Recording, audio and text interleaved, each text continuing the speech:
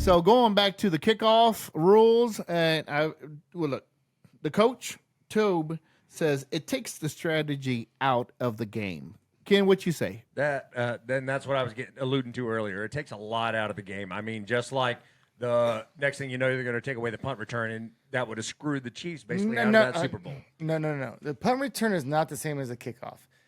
And I think on 810, Jason Anderson's show, he actually broke down the kickoffs that we had done this year, if we could have done the fair catch. So everything that we had done, it would have been negative 80 yards.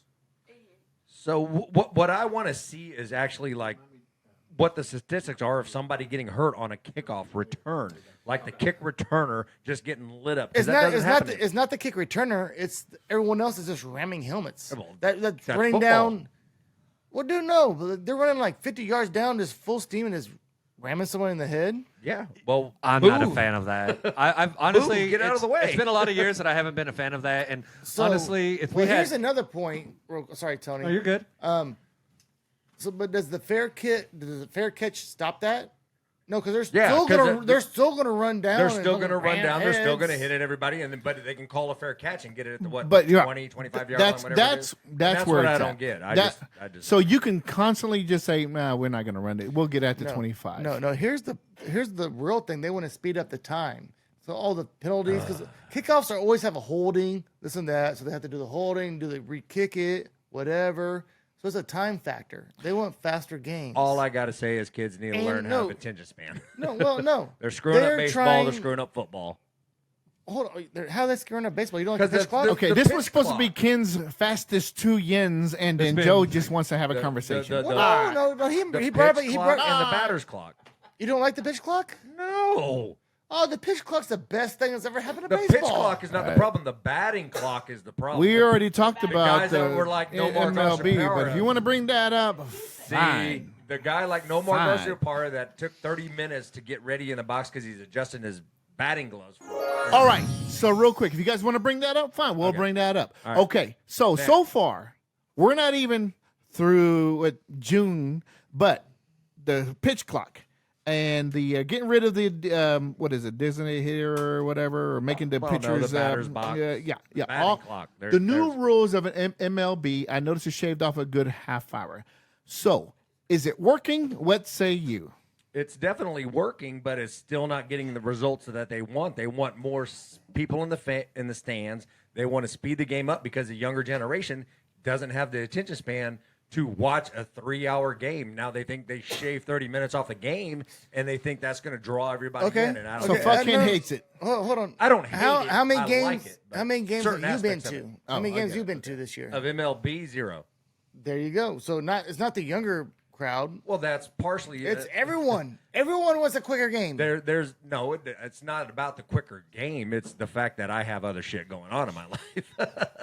Well, I'll tell you this. We went to opening day, and it went quick, and I loved it. It was great, man. Especially those night games during the week. I wouldn't mind leaving at a reasonable time because, we got school, we got, work next day. Usually, before last, whatever, it just lasted all the way through 10 o'clock, 10:30, and it was like, good God, man, to watch what? Crap? Like I said, there are T.I.? T.I., what do you say? Do you like the pitch clock? Do you like the new rules? I do like the pitch clock, right? The new rules, outside of that, I really don't care. The pitch clock I did like, but I'll be honest with you guys, I don't watch a whole lot of baseball, so I couldn't really tell you the difference between when they were using it and when they weren't. But I do like the pitch clock that it does speed up the game a little bit. It keeps the pitchers from all those little things that they do in between pitches. And who was notorious about it? So I love him. It was Low King. He was constantly. But that is a hitter. That is not the pitcher. The pitcher I don't have a problem with. The hitters I have the problem with. You will know about this one. Max Scherzer versus Scherzer. How do you say it? Scherzer. So he's on my fantasy league. He was suspended 10 games, which was a couple of starts, is because he had some kind of so the umps come up after he had a check. They had a pitcher check on him, and he got flagged for an illegal substance on his hand. And what was it? They couldn't identify. They said initially it was rosin mixed with sweat. That's what he said. Now, they gave him the option, or they actually gave him the opportunity to go back in the dugout, wash his hands, and then when he came back out, they said he still had too much on his hands. It was because he did it with alcohol. Come here. Yeah, he cleaned his hands with Come here, get on. alcohol. That's absolutely right. Give it up for Joey Mullins. Hold on, Joey Mullins is going Baseball. to bring us up to speed on what it was.